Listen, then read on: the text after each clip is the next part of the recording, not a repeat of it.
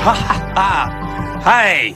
I am Vasco da Gama. Yes, the famous explorer from the 15th century.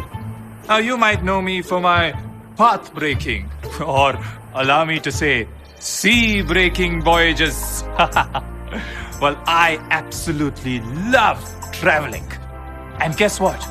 I just got permission from King Manuel I of Portugal to go on a trip to the mythical land called India.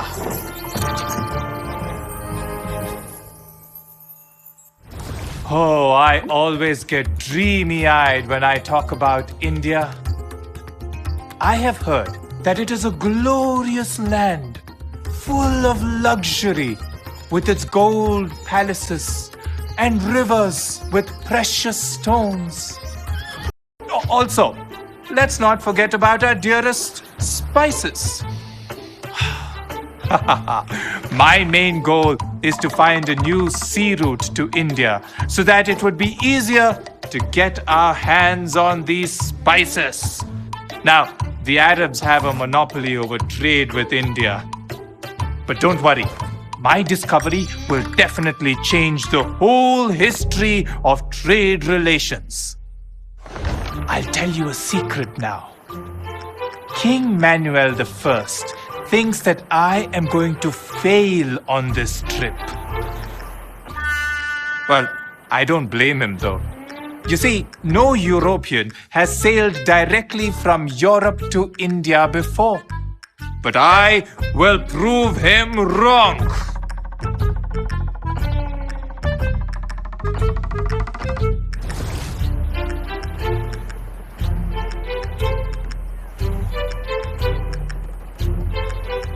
Finally, we have arrived. It's 1498, and trust me, being the first person to discover the sea route to India, that's a different feeling altogether. I have taken goods with me from India and will sell them at a huge profit in Portugal. Ain't I smart?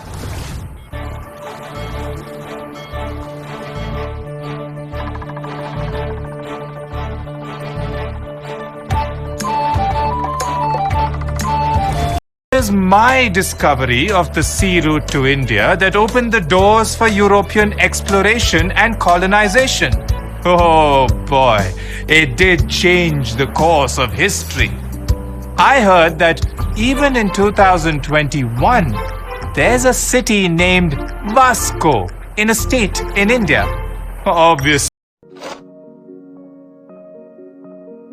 Arrival of the British East India Company. In this module, you will learn about the arrival of the British East India Company.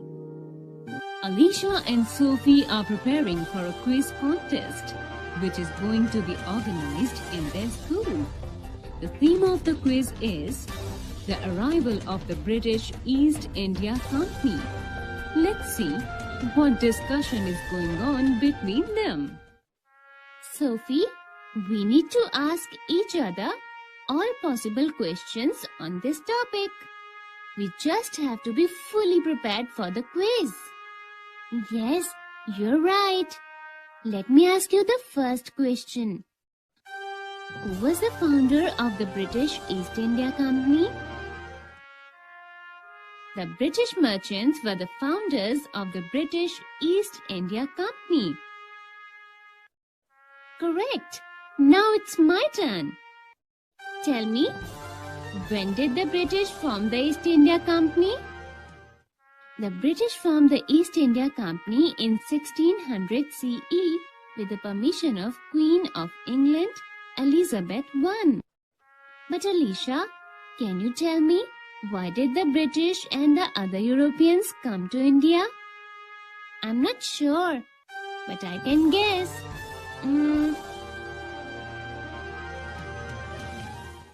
After the Industrial Revolution, Britain became interested in India because it needed raw materials for its industry and new markets to sell its manufactured goods. What kind of raw materials you're talking about, Alicia? By raw materials, I mean items such as indigo, cotton, etc. Yes, you're right. But I have heard that the British also wanted to promote Christianity and its teachings in the East. So I guess we can consider it as another reason for which the British came to India. Yes, of course. Let's move to the next question now. Can you tell me which Mughal emperor gave permission to the British traders to establish trading centers in India? The company obtained permission from the Mughal emperor Jahangir to trade in India. Yes, you're right. Now my turn. Tell me, where did the British establish their early trading centers in India? Let me recall. The British set up their early trading centers in Surat, Bombay, Kolkata, and Madras. Is that correct? Yes, that's correct. By the way, Alicia, I have read that England was not the only country which was trying to capture new markets. Apart from the England, other nations were also started trading with India. Can you name those nations? Yes. Apart from the British, the Portuguese, the Dutch, and the French came to trade in India. Correct. Now you ask me the next question. Can you tell me about the impact of the British rule on Indian society? The British East India Company impacted the Indian society in both positive and negative ways. Let me tell you about the positive effects first. The main objective of the British in India was to trade. Thus, in order to facilitate it, the British introduced many reforms, such as wider roads and railways for faster transportation, machines to run industries, postal and telegraph services, etc. This practice led to the decline of the self-sufficient rural economy of India. Absolutely. I think we have covered all the possible questions for quiz by now. Yes, Sophie. I think we have covered almost all the questions. I'm sure we will win the quiz. Let's recap. The British established the East India Company in 1600 CE with the permission of Queen of England. The British established their trading centers at Surat, Bombay, Madras, Kolkata, etc. The British came to India with the twin objectives of trading and promoting Christianity in India. Apart from the British, the Dutch, the Portuguese, and the French also came to India. The arrival of British had both positive and negative effects on the Indian society.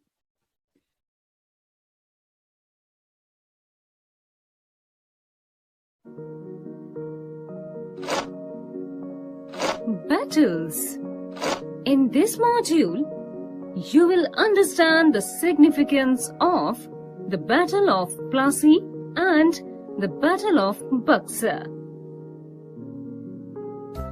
It is the history class, and all the students are excited to learn about two important wars which shaped the Indian history. Let's see what's happening in the class.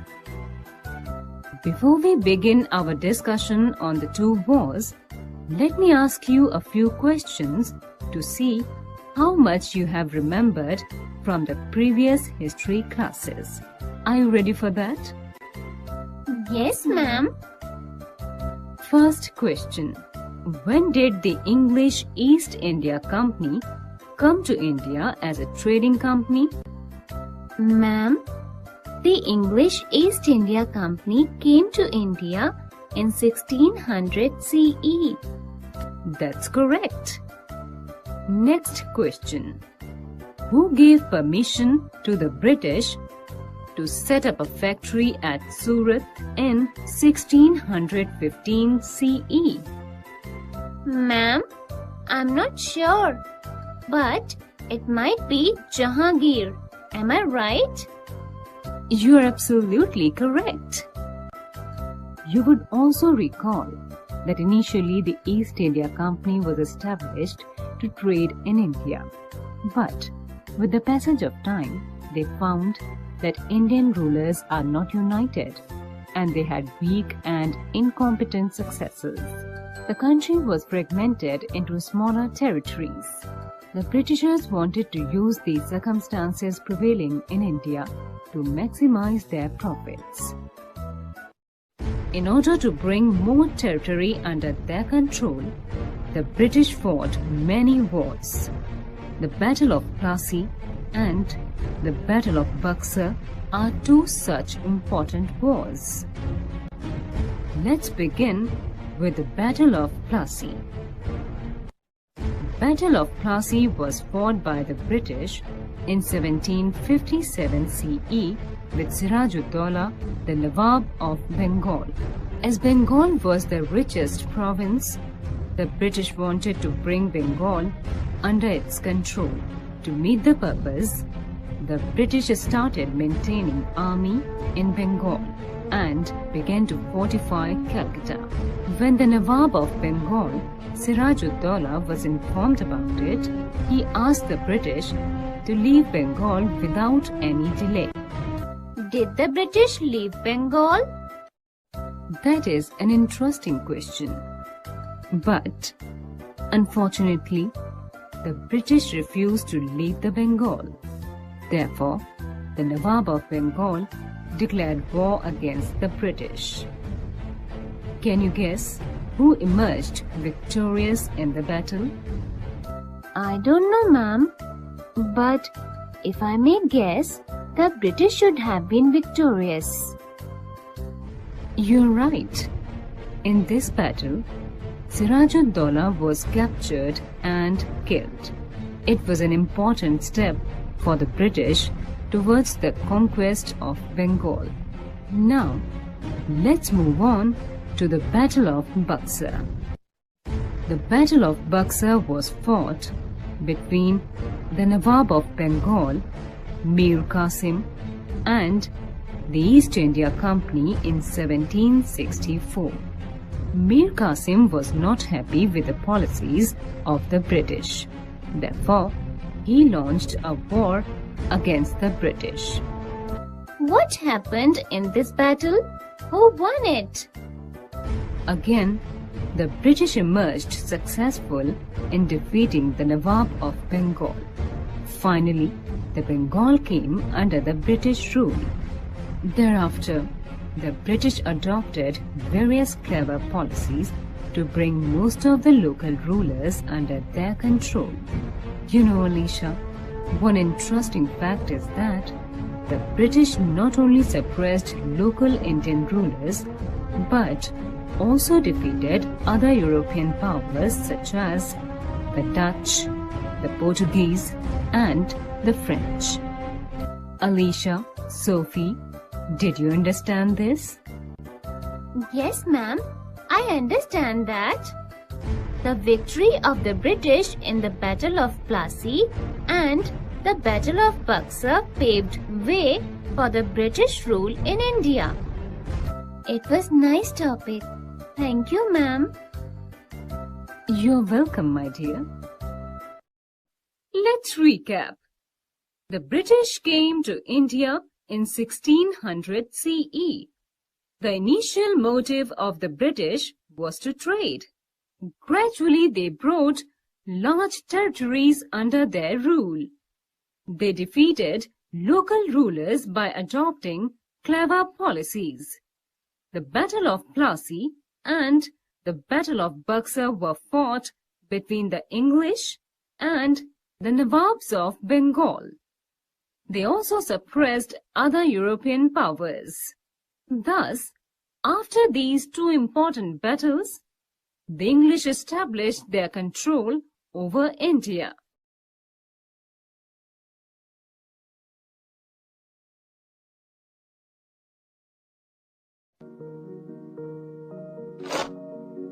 The Revolt of 1857.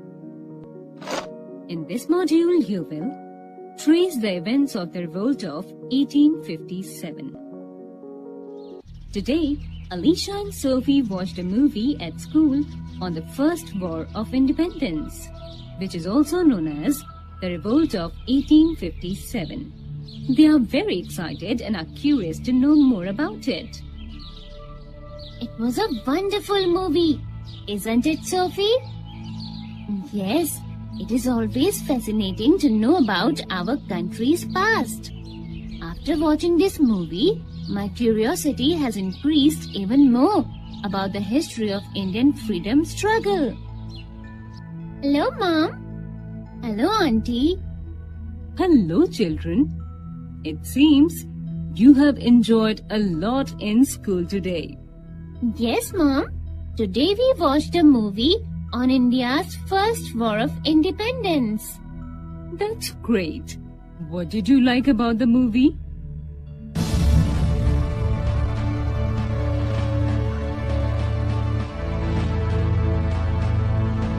It was based on the history of First War of Independence. Many sections of the Indian society at that time began to realize the truth of exploitative policies of the British. People were living in chaos and fear. Indian soldiers working in the British Army were not happy with the British. They were equally qualified and deserving like the British soldiers, but they were not given due respect and higher positions in the army, which were reserved for the Europeans. They faced prejudices, discrimination, and unequal treatment in many forms. One day, Indian soldiers got angry when Enfield rifles were introduced for their use. But what was wrong with these rifles? Sophie, can you tell me? Yes, Auntie. Let me try. The cartridge of this rifle had a greased cover, which had to be bitten off before being loaded into the gun. A rumor spread that the cartridges of the new rifles were greased with the fat of cow and pigs. It hurt the religious sentiments of both Hindus and Muslims alike. After that, Indian soldiers refused to use this cartridge, and this led to the friction and conflict between the Indian soldiers and the British. Finally, it resulted in the Revolt of 1857, which is also known as the First War of Independence. This revolt began at Meerut, but soon spread to the northern and central India. Well explained, Alicia. Just a small addition to your narration, it is also known as the Sepoy Mutiny. Sophie, are you familiar with the names of the leaders of this revolt? Yes, there were many important leaders, such as Rani Lakshmibai of Jhansi, Nana Sahib, Tatya Tope, and Kunwar Singh. Mangal Pandey was also a famous figure of this revolt. But Mom, I have a doubt. What happened after the revolt? Was it a failure or success? That's a good question. It shows your curious nature, which is required to learn new things. At that time, the British were successful in suppressing the revolt. The British government suppressed the revolt. The revolt failed because it lacked proper leadership and planning. Thousands of Indian soldiers were put in prisons and many were hanged. Nevertheless, it was successful in many ways. it had a far-reaching impact on the future of India. Mom, how did the revolt of 1857 shape Indian history in the coming years? Look, the revolt of 1857 is considered a turning point in the history of India for the following reasons. The rule of British East India Company came to an end. Indian administration came directly under the control of the British Crown. Queen Victoria was declared the Empress of India. Viceroys were appointed to look after Indian administration as the representatives of the Queen. Let's recap. The first freedom struggle took place in 1857. It is also known as the Sepoy Mutiny. The main reason of the struggle was the discontent of Indian soldiers with the British. Discontent and anger of the soldiers came to the surface when new Enfield rifles were introduced. Though it was suppressed by the British, yet the revolt holds a significant place in the modern Indian history. After the mutiny, rule of the East India Company ended and administration of India came under direct control of the Crown.